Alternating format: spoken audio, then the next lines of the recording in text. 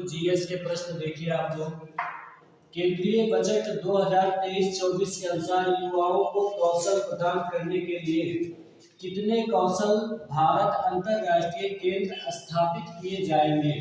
तो देखिए ये बहुत अच्छा क्वेश्चन है। यहाँ पे 2023-24 के बजट में युवाओं के लिए कौशल प्रदान करने के लिए अंतरराष्ट्रीय केंद्र स्थापित किया जाएगा। तो उसका उत्तर होगा ऑप्शन ए 30। पूरे भारतवर्ष में 30 अंतरराष्ट्रीय कौशल केंद्र स्थापित होंगे। अगला प्रश्न देखिए, 1857 में बरेली उत्तर प्रदेश में क्रांति का नेता कौन था। तो ये कुल मिला के ये पूछ रहा है बरेली में क्रांति का नेता कौन था। तो उसका उत्तर होगा खान बहादुर खान। अब देखिए यहाँ पे समझिए, हजरत महल जो थी वो आपका लखनऊ में थी। कहाँ थी? लखनऊ में, ठीक, वहां की नेता थी। और ये नाना साहब कहाँ पे थे? कानपुर में। कुंवर सिंह कहाँ थे? जगदीशपुर में, जगदीशपुर। तो बचा आपका ये खान बहादुर खान, ये आपका मेरठ में थे। खान बहादुर खान कहाँ थे? मेरठ में थे। सर्वप्रथम अगर पूछा जाए 1857 की क्रांति कहाँ से शुरू हुआ था, तो सर्वप्रथम 1800 क्रांति जो है आपका मेरठ से शुरू हुआ था, मेरठ से, ठीक है, ये याद रखना। चलिए आगे, कौन सा देश, अगला प्रश्न, कौन सा देश जो अगली पीढ़ी के लिए, बहुत बढ़िया क्वेश्चन है, अगली पीढ़ी के लिए धूम्रपान पर प्रतिबंध लगाने वाला विश्व का पहला कानून पारित किया। कौन सा देश ऐसा है?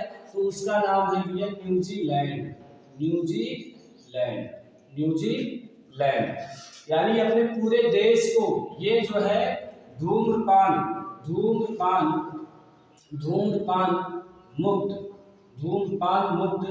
का लक्ष्य, धूम्रपान मुक्त का लक्ष्य 2025 तक रखा है, 2025 तक रखा है। तो ये भी याद रखना कि न्यूजीलैंड अपने पूरे देश को धूम्रपान से मुक्त कराएगा, कब तक? 2025 तक, ठीक।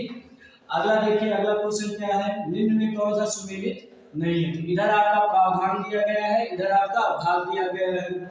आप देखिए अधिकरण, क्या अधिकरण का संबंध भाग XI यानी कि आपका क्या है 11वें भाग से है। क्या संघ राज्य क्षेत्र जो है भाग 13 है, 8वें भाग, ये होगा 8वें भाग, ठीक। और क्या आपका संघ राज्य क्षेत्र 8वां भाग हो गया। राजभाषा क्या आपका 17वां भाग, ये आपका 17वें भाग की बात कर रहा है। अनुसूचित और जनजाति क्षेत्र ये भाग 10 की बात कर रहा है, 10वें भाग की बात कर रहा है। तो आपको बताना है कि इसमें कौन सा सुमेलित नहीं है। तो अधिकरण सुमेलित नहीं है, अधिकरण आपका सुमेलित नहीं है। अगला आगे नेक्स्ट देखिए, इसके बाद अगला प्रश्न देखिए, भारतीय संविधान ने प्रारंभ में किस अवधि के लिए सभी सरकारी उद्देश्यों हेतु अंग्रेजी भाषा के उपयोग के लिए अनुमति प्रदान की थी। कहने का मतलब यह है कि सरकारी संस्थानों में जब भारतीय संविधान लागू हुआ था उसके बाद अंग्रेजी भाषा का प्रयोग कब तक किया जाएगा, तो वो समय सीमा क्या था?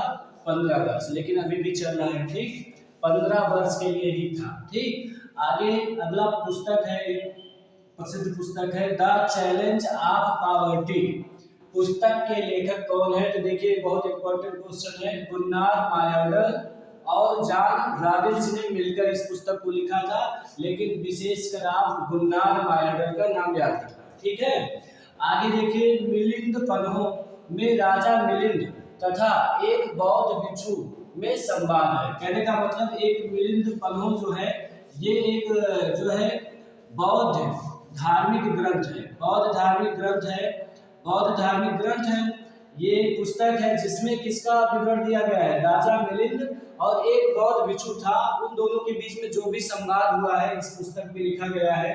तो वो बौद्ध भिक्षु कौन था? तो वो बौद्ध भिक्षु नागसेन था, ठीक। अगला देखिए, यहाँ पे प्रमुख पुस्तक और उससे संबंधित इतिहास। देखिए बहुत बढ़िया क्वेश्चन है, ये सब प्रीवियस ईयर क्वेश्चन है। यहाँ पे देखिए क्या है, मिलान करना है आपको। यहाँ पे आपको यहाँ लिख लीजिएगा भाई, मिलान कीजिए। अभी ये सामने सही नहीं है, मिलान करना है। क्या होगा? मीरात ए सिकंदरी। फिर आपका क्या है पुस्तक का नाम? बुरहान ए मासिर। फिर अगले पुस्तक का नाम क्या है, रियाज उस सलातिन, और अगले पुस्तक का नाम क्या है, रियाज उल इंसाफ। तो बताइए मीरात ए सिकंदरी में क्या विवरण मिलता है, कौन सा इतिहास मिलता है? तो इसमें मीरात ए सिकंदरी में गुजरात के विजय का इतिहास मिलता है। फिर उसके बाद बुरहान ए मासिर, बुरहान ए मासिर में क्या मिलता है? तो इसमें आपका बहमनी के अहमदनगर का इतिहास मिलता है, और इसमें जान लीजिएगा कि 5 मुस्लिम साम्राज्यों का इतिहास मिलता है।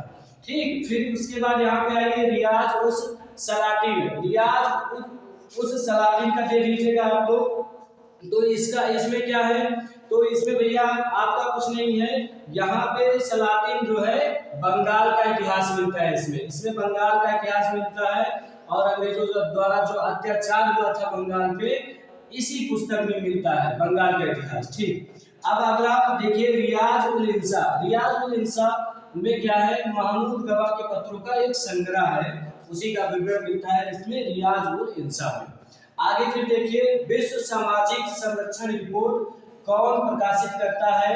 तो बहुत ही इंपॉर्टेंट है, इसका उत्तर होगा अंतरराष्ट्रीय श्रम संगठन, जिसको शॉर्ट फॉर्म में कहते हैं ILO। ठीक, और इसकी स्थापना 1919 में हुआ था, और 2022 में 1922 में भारत इसका सदस्य बना था, भारत इसका क्या बना था, सदस्य बना।